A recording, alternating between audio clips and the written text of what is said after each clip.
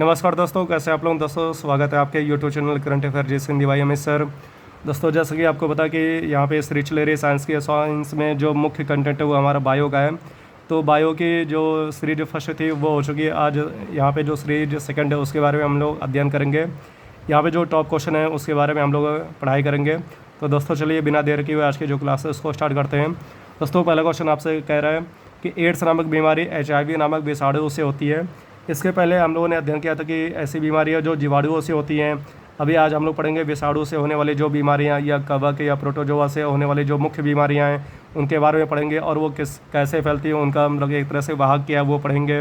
तो एड्स जैसे कि एड्स का कभी कभार एग्जाम में आपसे पूरा नाम पूछ लेता है, वैसे अगर ना पूछे तो भी आपको मालूम होना चाहिए। एक्वायर्ड इम्यूनो डेफिशिएंसी सिंड्रोम ये इसका पूरा नाम है। तो इसमें धीरे धीरे जिस व्यक्ति को ये रोग हो जाता है, एक तरह से संक्रमित सुई है या असुरक्षित यौन संबंध बनाने से ये इस तरह की बीमारियाँ होती हैं। तो इसका पूरा नाम है acquired immuno deficiency syndrome. Deficiency का अर्थ की कमी होने नहीं लगती, इम्यूनो का अर्थ की हमारी जो रोग प्रतिरोधक क्षमता है उसमें कमी होने लगती है और धीरे धीरे जो पीड़ित व्यक्ति उसकी मृत्यु हो जाती है। इस रोग का जो एक तरह से वाहक है वो HIV नामक विषाणु होता है। HIV का भी आपसे पूरा नाम क्वेश्चन पूछता है, ह्यूमन इम्यूनो वायरस। तो वायरस होता है ये, इम्यूनो का अर्थ की जो हमारी रोग प्रतिरोधक क्षमता है उस पर एक तरह से अटैक करता है और धीरे धीरे जो व्यक्ति है उसकी मतलब रोग प्रतिरोधक क्षमता कम हो जाती है और उसकी मृत्यु हो जाती है। इसका अभी तो एक तरह से कोई उपचार नहीं है, लेकिन अभी वैज्ञानिक लगे हुए हैं इसके उपचार को ढूंढने के लिए। फिर नेक्स्ट है चेचक या स्मॉल पॉक्स। देखिए यहाँ पे स्मॉल पॉक्स है, इसको चेचक भी कहते हैं। इस रोग से जो पीड़ित व्यक्ति हैं तो उसमें उनके शरीर पे लाल रंग के दाने पड़ जाते हैं और एक तरह से काफ़ी तेज़ बुखार होता है। और जिस व्यक्ति को ये रोग होता है तो उसको मतलब कि उसको उसके पास नहीं जाना चाहिए, ठीक है। मतलब कि कंबल उम्बल उड़ाते हैं ऐसा, मतलब कि लोग इसको एक तरह से छोटी माता भी कहते हैं, लेकिन ऐसा नहीं, छोटी माता ये कोई माता होता नहीं होती है, ठीक है। एक तरह से लोगों का अंधविश्वास होता है। तो इसके जो टीके का यानी वैक्सीन की खोज एडवर्ड जेनर ने की थी। एडवर्ड जेनर को प्रतिरक्षा विज्ञान का जनक भी कहते हैं, ये एग्जामिनेशन आता है। एडवर्ड जेनर यहाँ पे जो है, ठीक है, इनको प्रतिरक्षा विज्ञान का जनक भी कहते हैं, ठीक है। फिर पोलियो रोग निसंधि विषाणु के कारण होता है। पोलियो रोग में एक तरह से, ठीक है, मतलब कि विश्व पोलियो दिवस यहाँ पे लगा कि 24 अक्टूबर को मनाते हैं। और यहाँ पे जो पोलियो रोग है इसके टीके की खोज किसने की थी, उनका नाम क्या है, जॉन्स साल्क। ओके दोस्तों, पोलियो का जो टीका, ठीक है, जॉन्स साल्क ने की थी। इसलिए जो छोटे बच्चे होते हैं 5 साल के, अधिकतर जो बच्चे उनको, ठीक है, पोलियो की जो एक तरह से खुराक है उसको पिलाई जाती है। फिर हाइड्रोफोबिया या रेबीज रोग तंत्र से प्रभावित है। यह रोग पागल कुत्ते, भेड़िया या जो लोमड़ी है उनको काटने से होता है। इस रोग का जो रेबीज के टीके की जो खोज है लुई पाश्चर ने की थी। ओके दोस्तों, तो इसमें मतलब कि एक तरह से जो रोगी है, ठीक है, वो काफ़ी ज़्यादा एक तरह से अगर मतलब वैक्सीन ना दी जाए तो उसकी मृत्यु भी हो सकती है।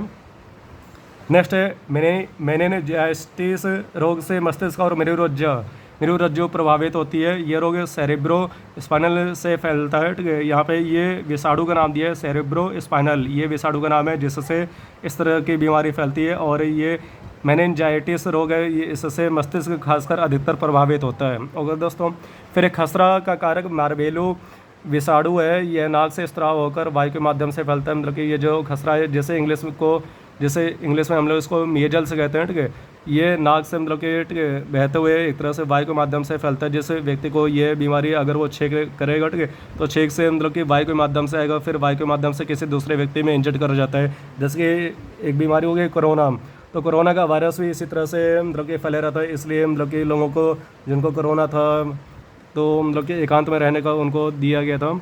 फिर पीत ज्वर, हेमोगेगस और एडिस जाति के मच्छर काटने से होते हैं। ये देखिए यहाँ पे ये मच्छरों की प्रजाति, 2 मच्छर के प्रजाति है, एक है हेमोगेगस और दूसरा एडिस जाति के मच्छर।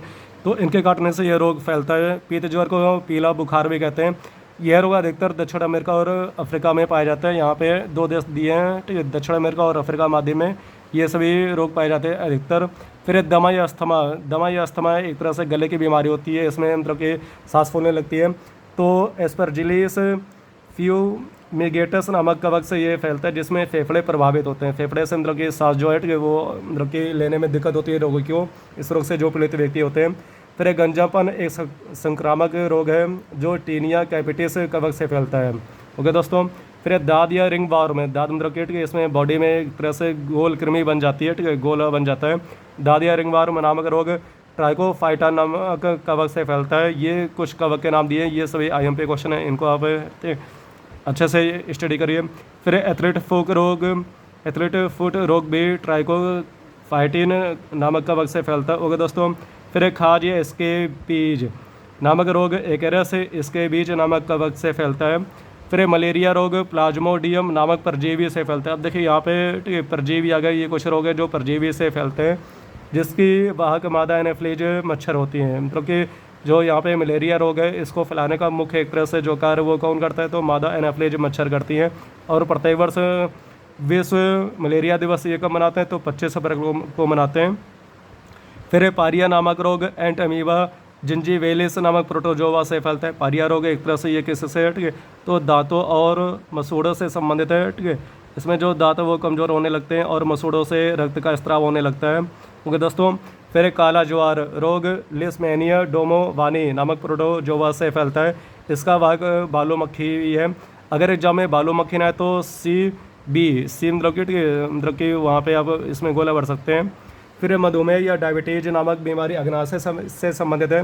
इसमें जो एक तरह से शर्करा उसकी मात्रा अधिक हो जाती है, तो ये रोग जो है इंसुलिन की कमी से होता है। ओके दोस्तों, फिर नेक्स्ट क्वेश्चन, इंसुलिन का जो टीका है फ्रेडरिक बेंटिंग ने खोजा था, जिसके लिए उन्हें 1923 में नोबेल पुरस्कार दिया गया था। इंसुलिन जो एक तरह से बीमारी है, मधुमेह के जो व्यक्ति पीड़ित है उनके उपचार के लिए इंसुलिन का वैक्सीन लगाया जाता है। तो इसकी खोज किसने की थी, उनका नाम क्या है, फ्रेडरिक बेंटिंग, उन्होंने इसकी खोज की थी और इसके लिए उन्हें 1923 में नोबेल पुरस्कार दिया गया था। ओके दोस्तों, तो इस प्रकार से हम लोगों ने बायो के टॉप 17 क्वेश्चन आज भी पढ़े। इस प्रकार से ठीक है, कल के क्लास और आज की क्लास मिला के आपके 34 क्वेश्चन हो गए। ये सभी आप पढ़ते रहिए और इसी तरह की जो आगे की वीडियो वो भी आपको प्रोवाइड होती रहेगी। ओके दोस्तों, जय हिंद।